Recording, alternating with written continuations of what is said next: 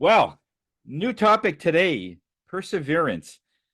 I had a number of different ones that were going to come up, and it wasn't until last night that I guess a group of people or a number of people are going through some stuff, and Spirit was thinking, okay, I think perseverance is a good one to sort of bring up. So its timing is everything here. There they were saying.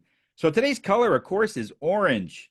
It's all about creation. It's all about breaking through different barriers, feeling that, we're on the wrong path. Have you ever found that when you were persevering through something? You go and there's really no direction in your head. You think you're on the wrong path and you're wasting your time, that kind of thing. You might even feel like you're being taken for granted if you're on a certain project and is really going nowhere, and it's overcoming obstacles and doubt. And that's what we want to sort of focus on because it's a great topic actually for the beginning of the year, January 2024. It's a great topic to talk about because our year is ahead of us. And it seems like our hope, our dreams, our aspirations, our wanting to have a great year is very strong. Of course, it changes as the year progresses, but in the beginning, it's very strong. And we're going to talk a little bit about that, why it's strong in the beginning, for obvious reasons, of course. We have all these plans and it seems so exciting, but it's the perseverance that has to kick in. So, this will give you enough time to process what we talk about today in class and to find out how it can be applied to your business, or how can it be applied to your personal life, how you're persevering through something, and is it one thing or is it another? Okay, we're going to give you some examples about that.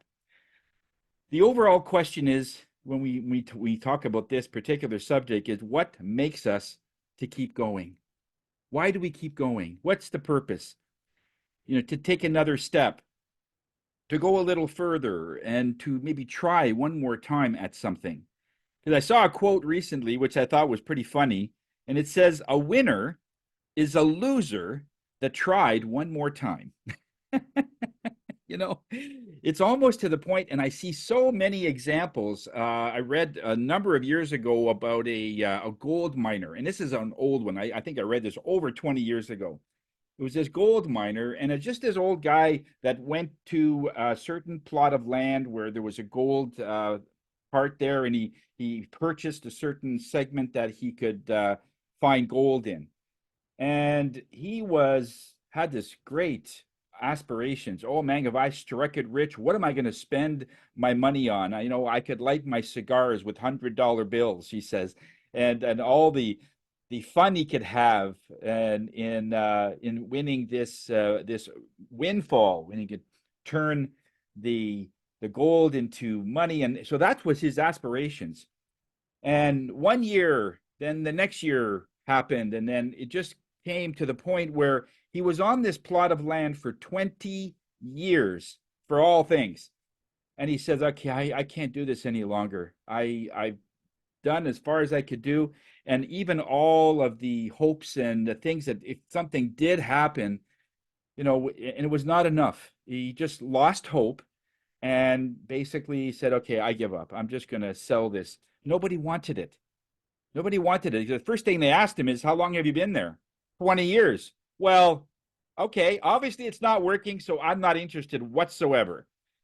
And so it got to the point where he brought the price down. I forget what he bought the plot of land for, but it was less than half or almost a quarter of what he originally paid for it after 20 years. So some young person said, oh, yeah, sure, I'll try it. So he figured I'll do it for maybe 6 months or a year. And the speculator said, yeah, okay, whatever, as long as I could sell my plot, get some money out of it. So the young man started working the land and going to the streams and doing all the things the old man showed him how to do, and left all his tools there, of course, because you're not going to take those. It's just a memory of the loss. So he gave him all the tools, and within 3 days, the young guy struck one of the largest gold stems, as they call it, a gold stem, and it was worth millions instantly. He was a million instant millionaire. And so when he struck it rich, he said, 3 days, Mike, this is awesome. So when the old man found out about it, he said, I don't believe it. I was there for 20 years.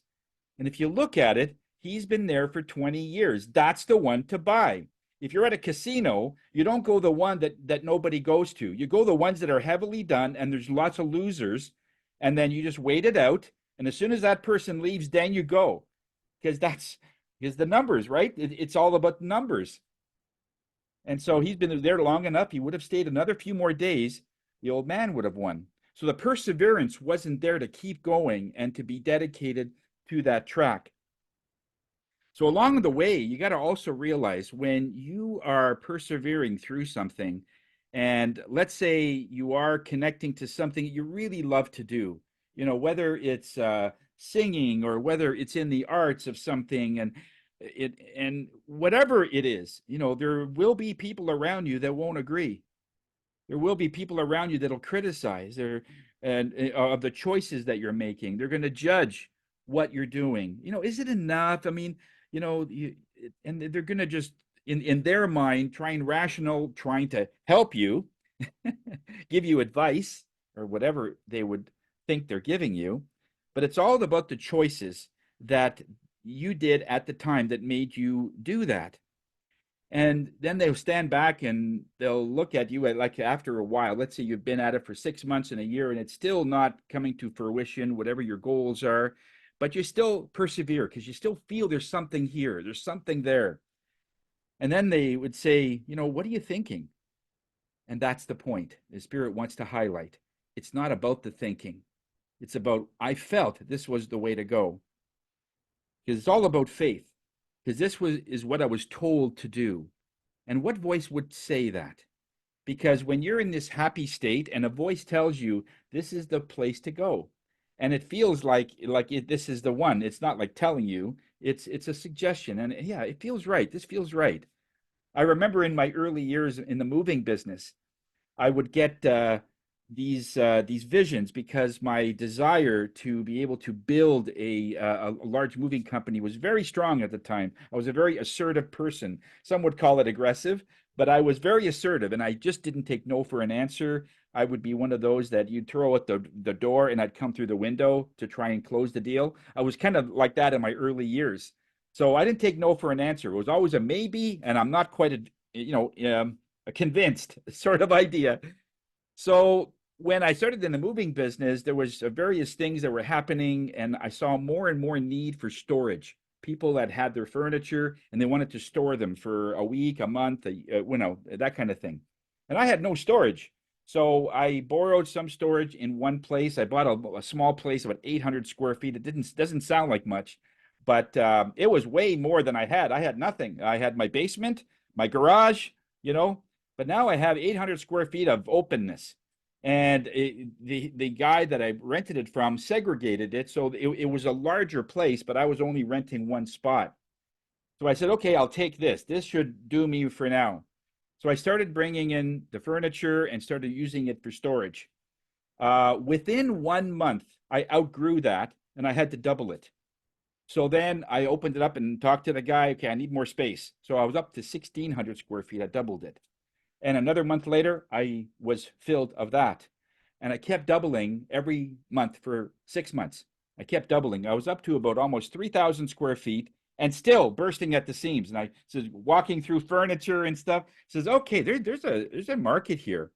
So I told my wife that we need to spend some money to get containers. These are the shipping containers that you see on boats, but 20 footers like that, and to put it in our yard so it's close by. I was renting this spot, and I figured with the whatever it was in rent, 600 a month in rent I was paying, or more than that. I figured that if I bought a container within 4 to 5 months, it would pay for itself, and then it would be free. So it just made a lot of sense in terms of business. So I bought a container, and when when my neighbors saw the container, I was in the woods anyway, but the neighbors were pretty far. But they would drive by, they'd see this container, and there was only one in the beginning, and they'd say, "What are you doing?" He says, "Nobody's going to want to store in there." And I says, "Well, I do have some people that wanted to store their furniture and so on." So And even my wife said, I know we're not hardly making any money, Tony. Like we're actually losing money every month and you're spending more on these containers. And it was just something inside of me that said, no, this is the right way. I know what's happening. I know it costs more. I know that whatever money is coming in, I'm spending double to keep going. I get it. But it was just something inside of me that says, keep going. I'm on the right track. So after about 3 months, one container was paid for. Then I used a little bit of that money to buy a second container. I ended up with five once we got through it. Once we had those five, I was able to close down the other part of the storage and put everything in my own storage. And it didn't take long before I was at a break even point. And now I'm making money every month with the rent I was charging clients, right? So and my wife said, "Gee, how did you know that?" I says, "I didn't. I had no idea, but I was getting to keep going." That's the point. You have to stop thinking because everything logistically will tell you that, what are you doing? It's just like making no sense. So it's all about faith and trying. And even then, that was way before I got into the business of doing readings or feeling anything. It was just on a business perspective, I was getting this. But even then, I had that ability to turn what I was getting into something else because there is darkness and you must find some sort of light. In some people, they look for the light in all the shiny things, the jobs that pay the most, the cars that look good. And their rationale is, well, if I'm an insurance agent or if I'm whatever profession you are, and they usually say, if you are rolling up into a client's driveway and you have a Cadillac, or if you have a high end car, they're going to see you as successful. And everybody wants to deal with successful people, right? Wrong. That is not the case. In the beginning, I thought that. And then I realized some people were looking at it. Oh, he's coming in with a Cadillac. Boy, he must have swindled a lot of people. I says, wow. The first time I heard that, I says, wow, that's the first time I've ever sort of phrased that way. But this was from other people. Of course, there are car salesmen that were telling you this. They want to sell the car. Of course, they'll say whatever they have to sell the product. But it's always the shiny things that some people are always searching for. The bigger boat, the bigger house, the better clothes for their kids. So when they send them off to school, they have that image, the neighbors, and all of that is all like shiny stuff. Then there's the real light. That's the light that you were born with. That's the God-given light that's inside of you.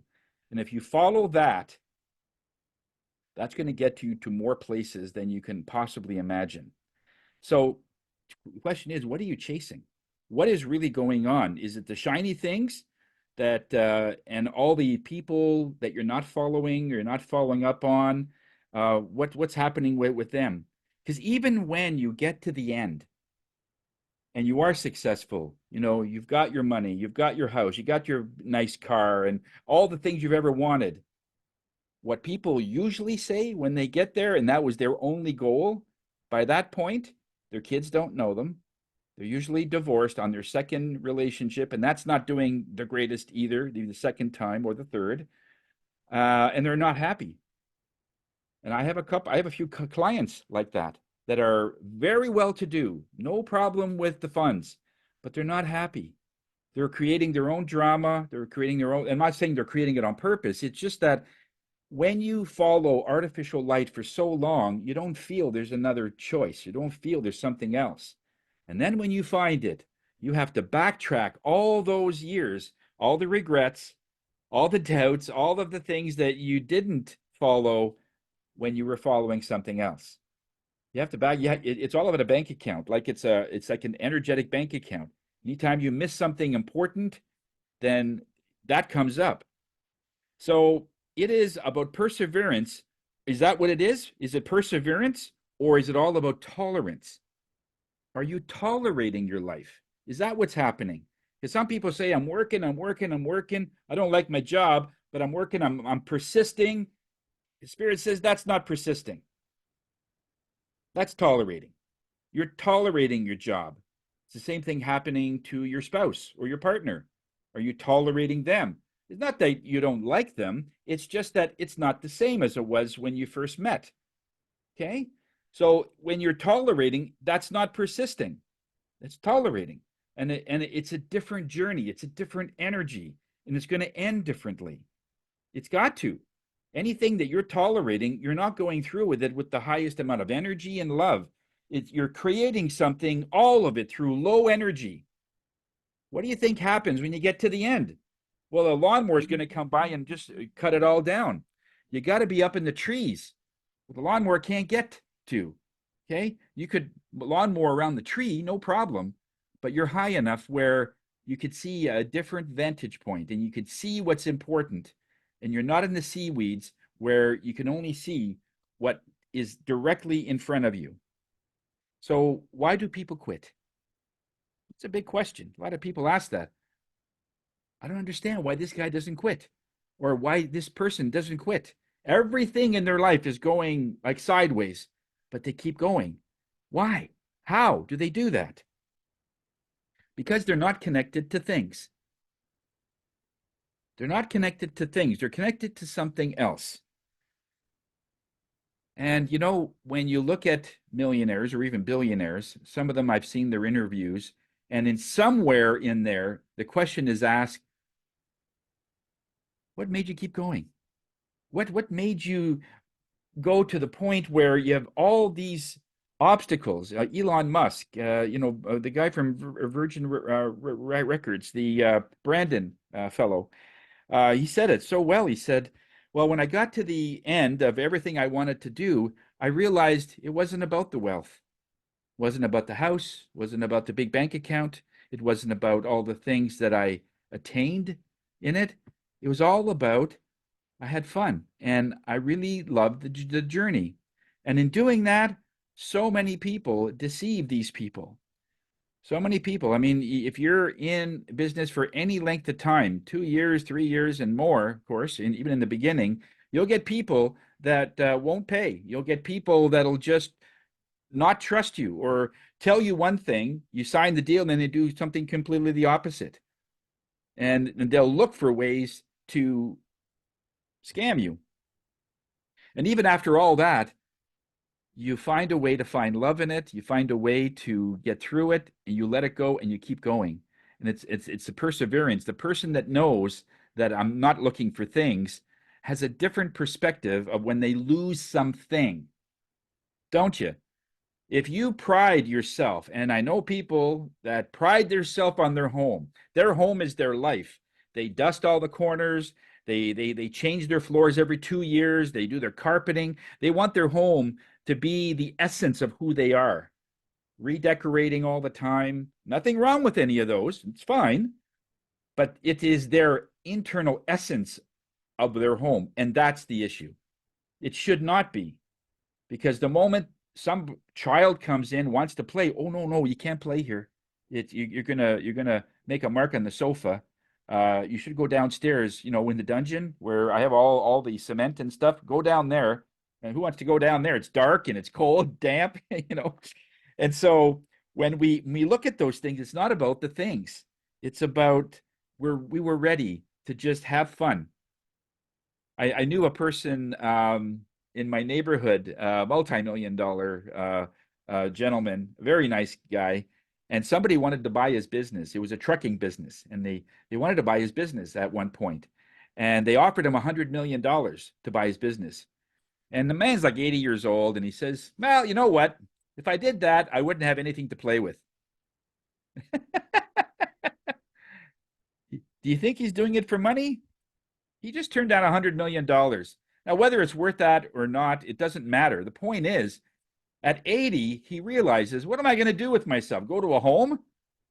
It won't be that long before all that fortune is going to go to my grandkids because I passed away. I want to have fun. I want to do stuff, parties, give the staff bonuses. That makes me happy.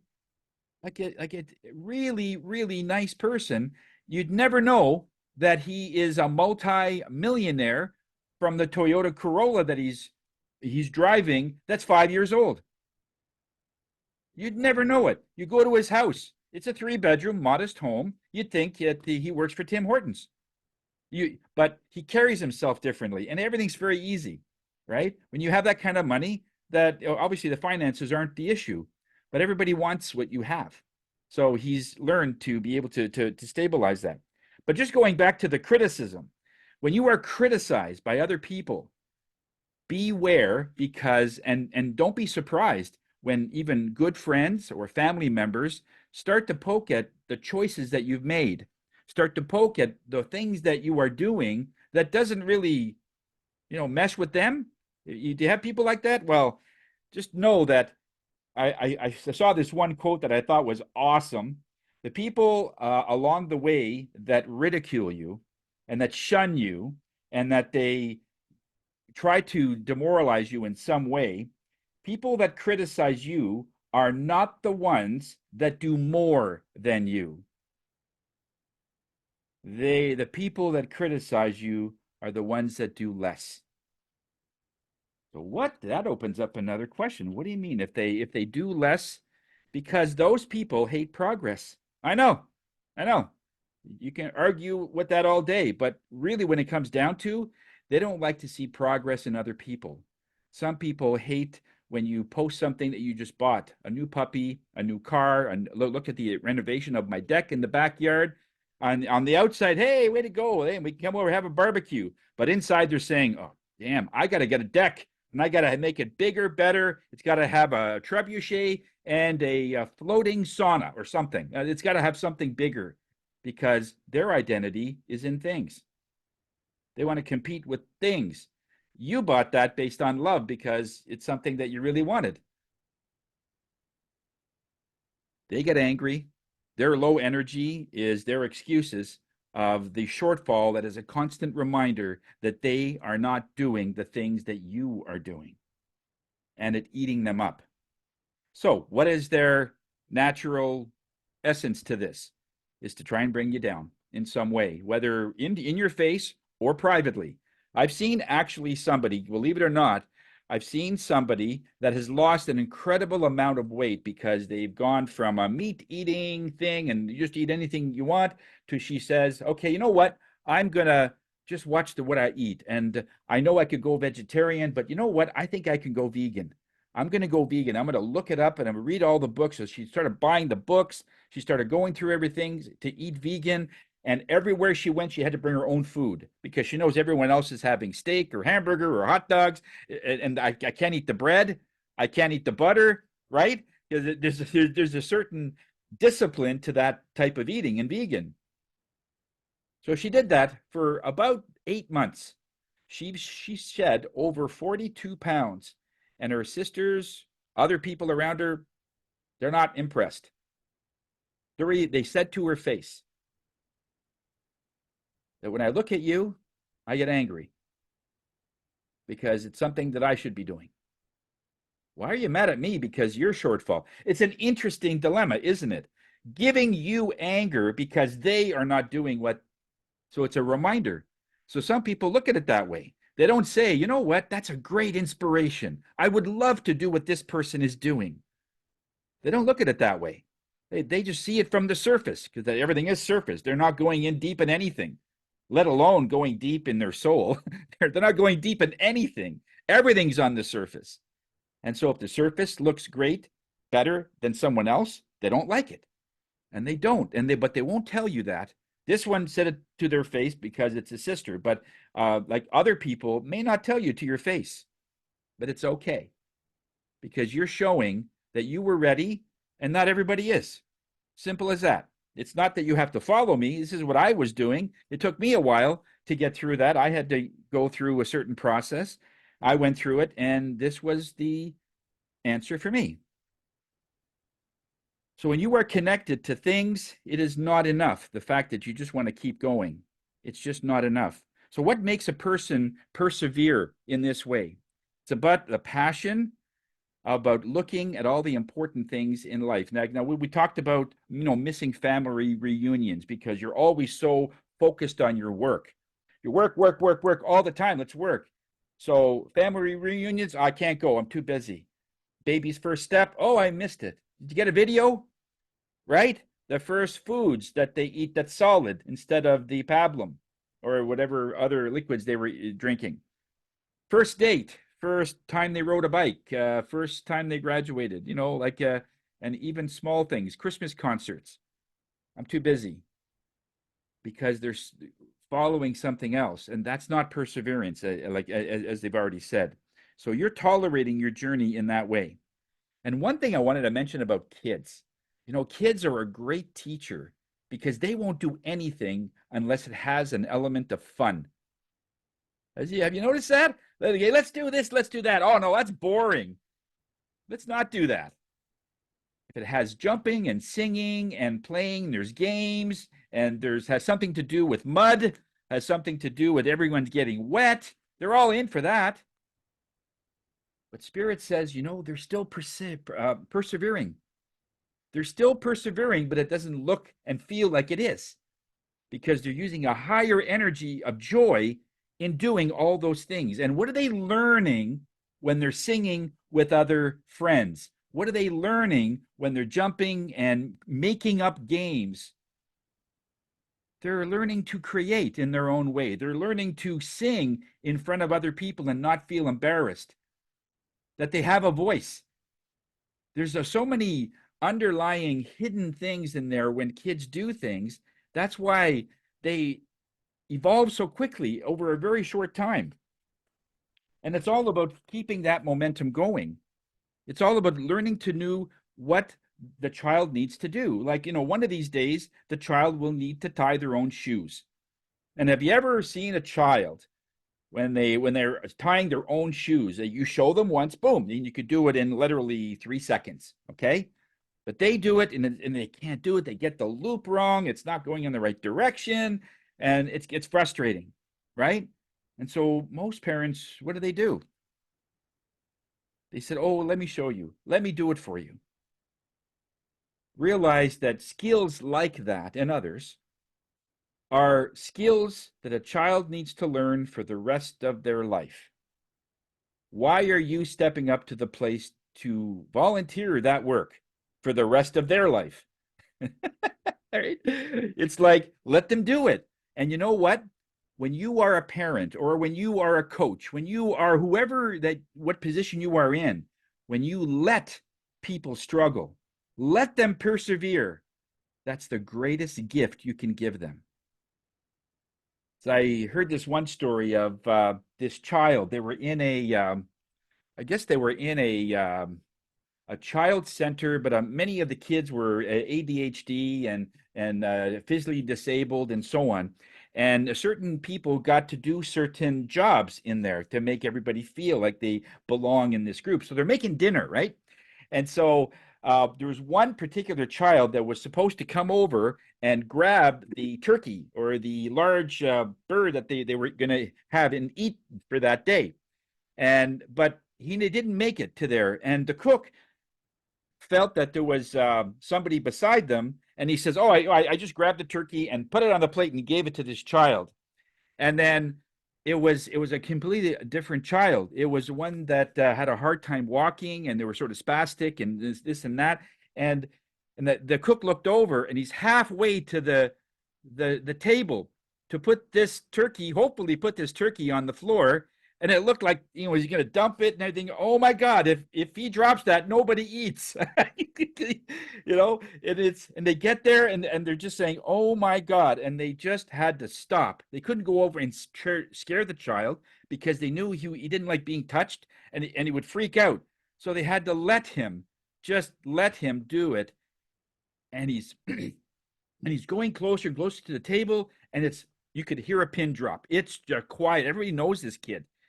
And then the kid puts the turkey on the table and everybody cheered.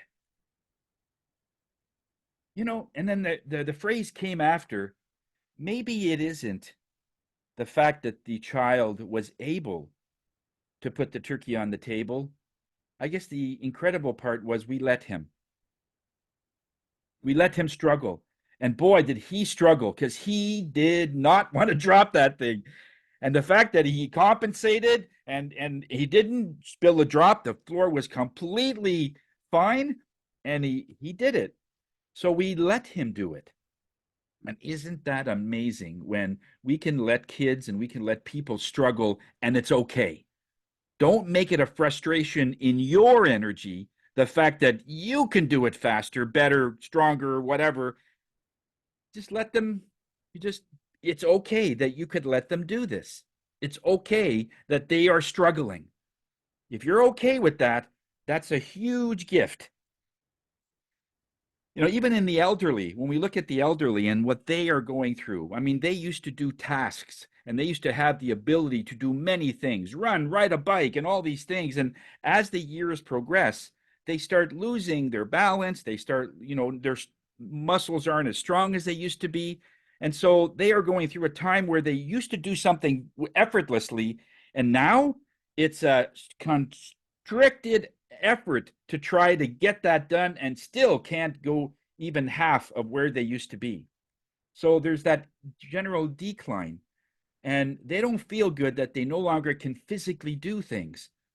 And then especially if they have family members that says, "Oh, what, mom, like what's going on, dad, or what's going on, mom? You used to remember phone numbers, and now I give you a number and you forget it the moment I tell you. You used to remember all these things." And then what kind of positive affirmation and result happens from that when they hear that on top of what they're noticing, you're seeing it and you're amplifying it again? They know they're declining and they're being reminded of it every time someone mentions it, of the things they cannot do. I don't know if that's fair. I'm not saying it's right or it's wrong. I'm just saying it's happening. And it gets sometimes to the point where we call it elderly abuse when they physically, when the other party physically does something or mentally does something. Oh, you are so an idiot. You're such a stupid. And they go on and on about them not being able to do something. Or why would you go outside without your boots? Why would you go, you're just going out with your running shoes, let's say in the snow. Or why would you go outside? You're not wearing a coat. Imagine 60 years ago, they used to tell that to you. And did you listen as a child? Probably not. You still went outside at 30 below with no hat, right? You did. I know I did. And a lot of my friends did. Thinking about it, they're in this, at the bus stop and they're freezing, and I don't care, but I look cool. And that's the thing. But here's the story that I heard recently. It was about a daughter taking care of her elderly mother. And she just wanted to get the mother to do as much as she could with the level that she could. So, in one particular task was going to the washroom, especially at night.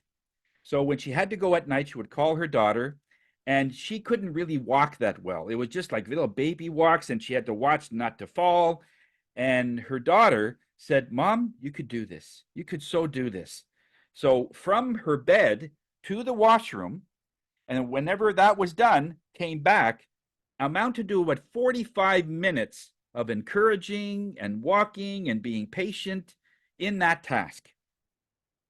All in all, the mother was able to sort of toddle and walk and do her thing, always reenacting and activating those muscles it took for her to stand up for herself, because she still had a walker and she could use a walker really well.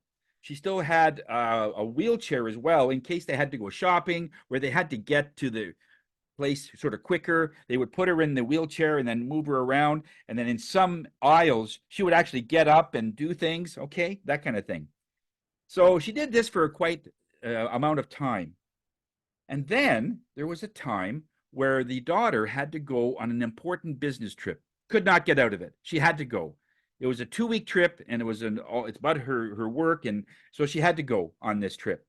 So she asked her husband to see if he would be willing to take on the responsibility of taking care of her mom. And right away, without any hesitation, the husband said, "Absolutely. I'll do this for you, and I'll do this for your mom. No problem. You just go ahead, have fun on your trip."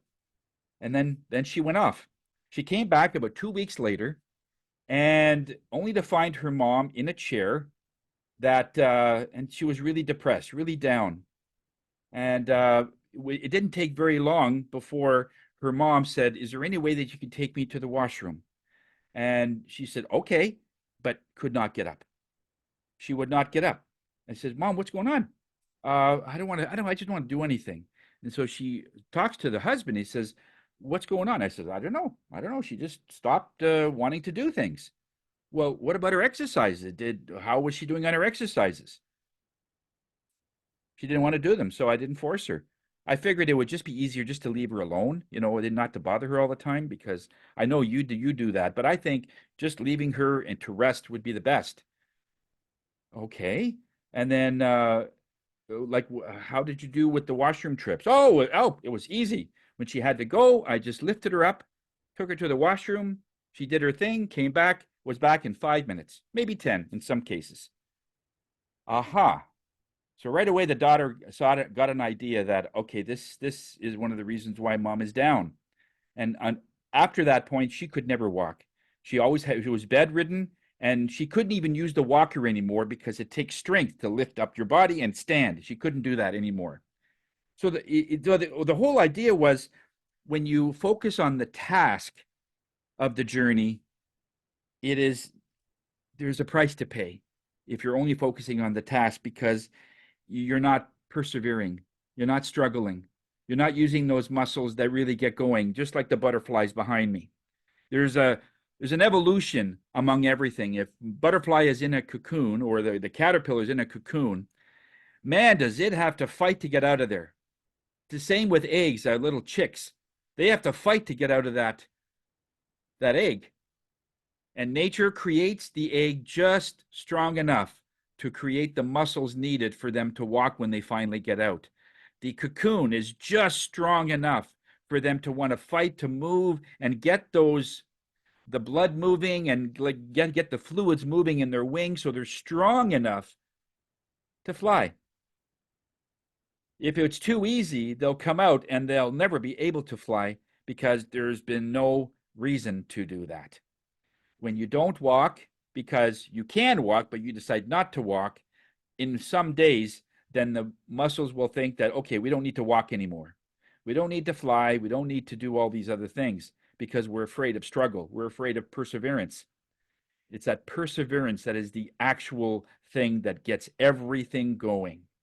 But when we look at it in a negative way, it's more difficult. We see it in a different light. We see it in a different way. One of the things that Spirit wants you to know that it's the toil and the struggle that is everything. When you connect to your higher self, your higher essence of who you are, it'll always tell you to keep going. And your muscles will say, "Oh, no, I cannot do that." He says, "Yes, you can. We're going to be patient. We're going to be okay, but you got to do this because the moment we let up on you, you won't be able to do it. At least you're able to do it, but you don't think that you can. But your muscles can for now. We don't want the muscles to agree with what your mind is saying. If you can't do it is one thing.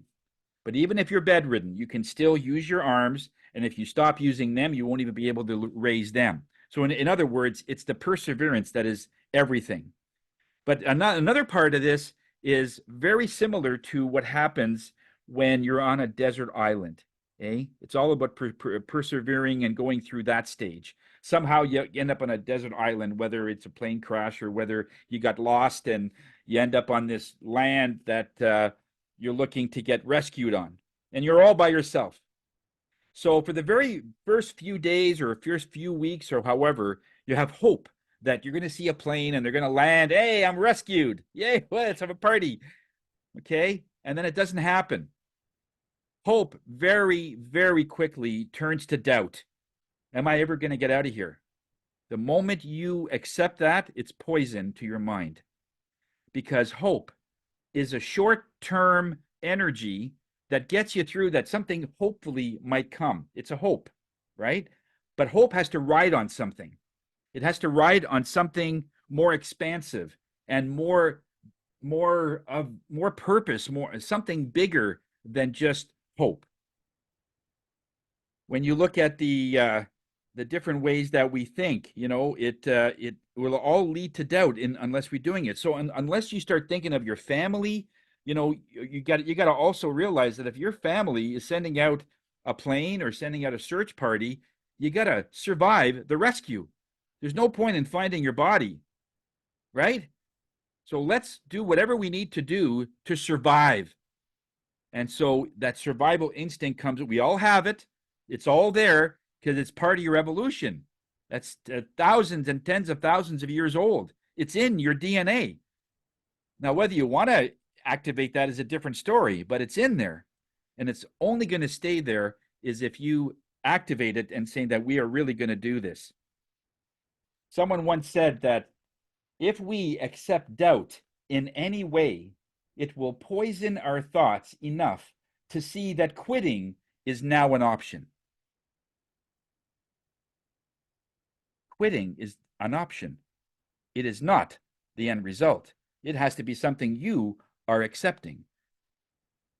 Very similar thing happened with the Apollo 13. If you saw that movie, he says, we got to bring these guys back with power to spare because the whole thing went sideways from the very beginning. And they say, I don't care what happens, we got to get these guys back. Failure is not an option here. And they came back, and there was power to spare. Okay, let's get right into the meditation. This particular meditation is from the lotus flower. We created this, Spirit and I created this a number of months ago, and it's all about perseverance. It's all about resonance and resilience. It's all about resilience, and it's all about getting something that you really want.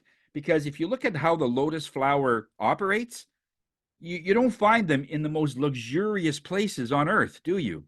It's in swamp, one of the dirtiest, filthiest place you could be, and there's this beautiful flower there, and it's thriving in swamp, in an area where even fish can't live, in an area where frogs don't really go because it's just so dense, and it's this swamp, and that's where there's this beautiful flower. So persistence is a great energy in that particular flower. So we're gonna play that in the background as you're meditating to kind of reignite the persistence that is inside of you to get the higher purpose of really what you want out of life and not being hooked on things. I want you to get hooked on passion, get hooked on what it will mean to you and what it will mean that even if you get there, it takes longer. It doesn't matter. It's worth the toil. It's worth the struggle. And I'm not afraid of hard work. I think most of us are like that. But sometimes because we sometimes get so over comfortable is that we'd rather sleep in a nice warm bed rather than get up at 6 a.m. to do yoga, right? Okay. So the thing is, if you know what the end result is and how it's going to help you, that is the higher purpose of whatever that task is. Then you don't mind getting up. And if you do, they're even saying take a cold shower. That's super uncomfortable, but it's extremely healthy. Gets the body going, and it does 32 other things with you for all that cold, instant cold that you have in the morning. Okay. So I want you to breathe in the color orange. Okay. Breathe out the color orange. Just focus on your breathing. And if you want to keep looking at the video, that's fine. But more so if you can listen to what the sounds are. So if you have earphones or earbuds, that would be really good. You'll be able to hear the tuning forks. And that sound resonance is all about struggle and the fact that you can do this, the fact that nothing will keep you down. A lot of sounds are in there that you won't hear, which is okay because it is about energy. And that will help you whatever through something, right? Let's see what visions come up for you after this. So take a deep breath, and we'll see you in about 13 minutes, okay?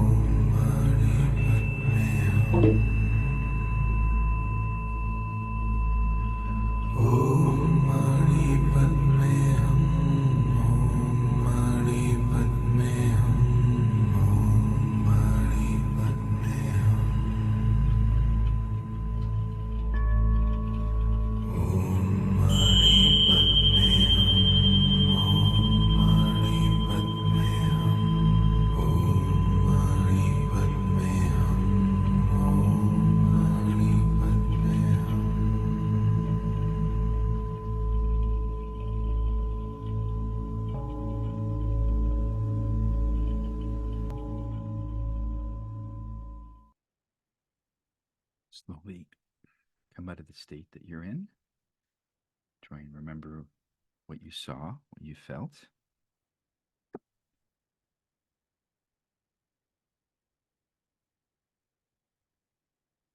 Take a deep breath. How was that? Anybody feel anything different?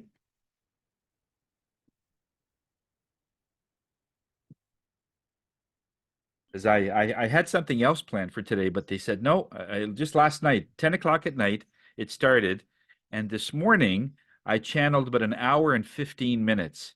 And I go, Spirit, how am I going to do hour and 15? I've got like half an hour to talk about this stuff, you know. But I recorded it, and so we're gonna purpose that for another thing. But yeah, it's just so much. That people are asking for. And just want you to know that Spirit is listening. Spirit is always listening. You know, I had a client a few days ago, and I kept getting a woodpecker in my head. Like I says, do you go on any walks? He says, well, sometimes. I don't do it very often. Maybe once, maybe twice a week. I says, okay, because I'm seeing a woodpecker. You know, have you ever seen a woodpecker? Oh my God, it's been some time since I've seen one. There's not really any in my area, you know, so, but, you know, I says, next time you, like after this, if you can go for a walk and just get out in nature and just walk around sort of thing. And then she says, okay. The next day, she says, look at this. And she's recording on her phone, and she's showing the trees and the birch and the little pond, and the phone is moving, keeps moving, and then I see the other trees and the bushes, and then there's this one tree where there's a massive woodpecker going beep beep beep beep. She said, what are the odds? I see a woodpecker. Oh my God, I haven't seen one for. I said, man, that's the funniest thing ever. Thank you. But it is when you're connected, like you said, Patricia, when we're connected that way, it's like we're unstoppable. There's nothing, there's nothing that could get us down. You know, And that's why we seek it so often. It's the first thing they say, I don't feel connected. I feel off. I feel, you know, like on the pianos where you're always playing the black keys. You know, nothing wrong with the black keys. It's just that there's the others too. It's a balance, right? And if you're always playing and you're always feeling like you're off and you're sharp or you're flat, and then it's another thing. But yeah, it's wonderful when you balance everything out and everything just seems to make sense and you don't know why. Just yeah, comes together without your involvement. It just seems to happen. Yeah.